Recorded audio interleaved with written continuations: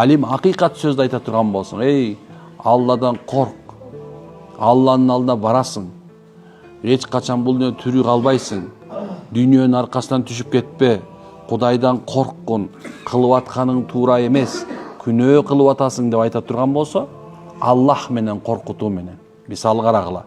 Эгерде сиз бала тарбиялап аткан болсоңуз, балаңыздын уурулук кылып атканын көрсөңөр, калп айтып атканын көрсөңөр, биз ал бала төрөлгөндө эле ууру, төрөлгөндө эле калпычы болуп төрөлгөн жок да, туурабы?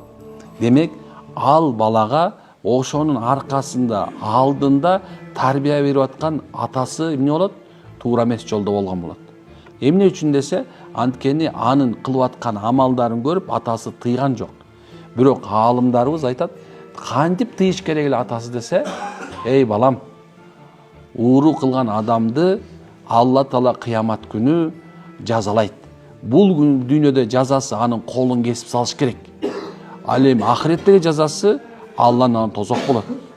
Балам, уурулук кылба. Калпычынын казаны кайнабайт.